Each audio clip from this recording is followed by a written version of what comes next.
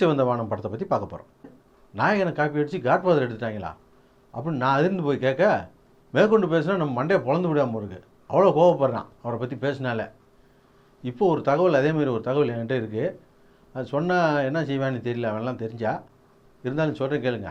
இந்த படம் செக்கச்சிவந்த வானம் 2018 செப்டம்பர் 27 ரிலீஸ் ஆகிருக்கு. அதாவது இன்றைக்கி ரிலீஸ் ஆகிருக்கு இல்லைங்களா? ஆனால் 2013 ஒரு கொரியாக்கார பயபில் இந்த கதையை களவாண்டு கொரியாவில் நியூ வேர்ல்டு அப்படின்னு டைட்டில் வச்சு படத்தையே ரிலீஸ் பண்ணிவிட்டாங்க. 2018 ரிலீஸ் ஆன படத்தை 2013 களவாண்டுருக்கான்னா இந்த கொரியாக்கார பயபில் எப்போ ஏற்பட்ட களவாணி பயிலாக இருப்பான்னு பாருங்கள். இந்த விஷயம் மணிரத்னத்துக்கு தெரிஞ்சால் எவ்வளோ வருத்தப்படுவார்னு பாருங்கள். இப்படி ஒரு பொழப்பு பொழைக்கிறதுக்கு 10 கழுதையை வாங்கி மேய்க்கலாம் இந்த கொரியாக்கார பயபில். என்ன சொல்கிறீங்க?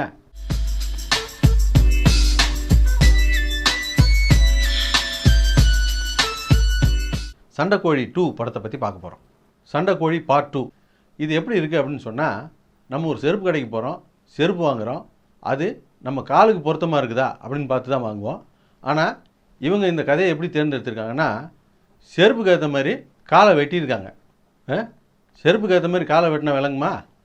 அது மட்டும் இல்லாமல் படத்தில் ராஜ்கிரண் கேரக்டர் தான் கொஞ்சம் கதையை நகர்த்தி கொண்டு போயிட்டு இருந்துச்சு. அந்த கேரக்டர் கூட ஒரு கட்டத்துக்கு மேலே கழுத்தில் கட்டை போட்டு கட்டிலில் அண்ணாவை பார்த்து படுக்க வச்சுட்டாங்க. அப்போ குப்புற விழுந்தது தான் கதை. அதுக்கப்புறம் எந்திரிக்கவே இல்லை.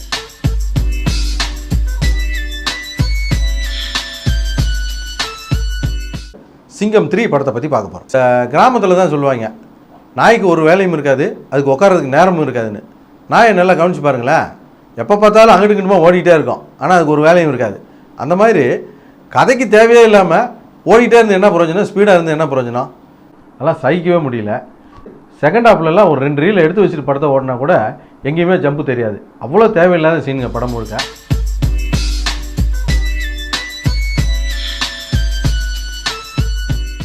அன்பானவன் அசராதவன் அடங்காதவன் படத்தை பற்றி பார்க்கணும். லிப்லாக் சீன்னொன்னே இந்த படத்தை பார்த்தவங்ககிட்ட போயிட்டு லிப்லாக் சீன்லாம் இருக்காமே அப்படின்னு கேட்டிங்கன்னா 1 மணி நேரத்துக்கு கதறி எழுதுவாங்க. அப்படியான ஒரு லிப்லாக் சீன்லாம் இந்த படத்தில் இருக்குது. படத்தில் இது வரைக்கும் நடந்த கதையை நான் கரெக்டாக சொல்லியிருக்கேன் அப்படின்னு நினைக்கிறேன்.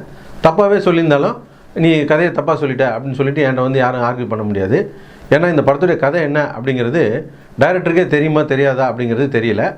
வேணா ஒரு வேலை செய்யலாம். இந்த படத்துடைய விளம்பரத்துக்காக இந்த படத்தை பார்த்துட்டு இந்த படத்துடைய கதை என்ன அப்படிங்கிறது நீங்கள் சொல்லிட்டீங்கன்னா உங்களுக்கு 1 கோடி ரூபா சன்மானம் தர்றோம் அப்படின்னு சொன்னோம்னா, அப்படி எவனா ஏமாந்து வந்து இந்த படத்தை பார்த்தா தான் உண்டு.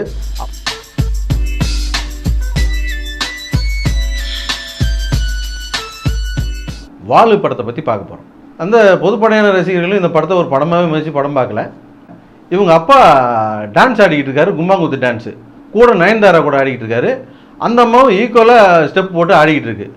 இதை பார்த்து சிம்புக்கு ஒரே வயிற்றுச்சல் ஆகி போச்சு. தண்டனை உங்கள் அப்பாவுக்கு கிடையாது, நயன்தாராவுக்கு. அது தெரிஞ்சுக்க போதில்ல, போ என்ன கோப்பையில் குதிப்போ அப்படின்னு அனுப்பி விட்டுருக்காங்க. அந்த அம்மா என்ன பண்ணிருச்சுன்னு அதுக்கு இவ்வளோ பெரிய தண்டனை கொடுத்துருக்காங்க. இப்படிப்பட்ட ஒரு தப்பு பண்ண சிம்பு படத்தை நம்ம போய் படமாக தேட்டரில் பார்த்துருக்கோமே. இப்படிப்பட்ட ஒரு ஊக்குவிச்சதுக்காக நமக்கு என்ன தண்டனை கொடுக்க போகிறாங்களோ தெரியல.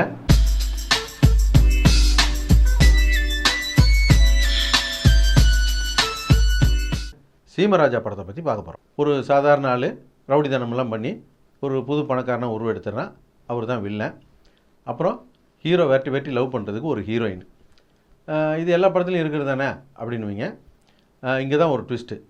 அந்த ஹீரோயின் யாருன்னா அவங்க தான் இந்த வில்லனுடைய பொண்ணு. என்னப்பா படத்துடைய கதையை பூரா சொல்லிட்டே அப்படின்னு நீங்கள் சொன்னீங்கன்னா, இந்த கதையை ஒரு கதைன்னு ஒத்துக்கிட்டீங்க அப்படிங்கிற பழி உங்கள் மேலே விழுந்துடும். அதனால் இந்த கதையை இதோட விட்டுருவோம்.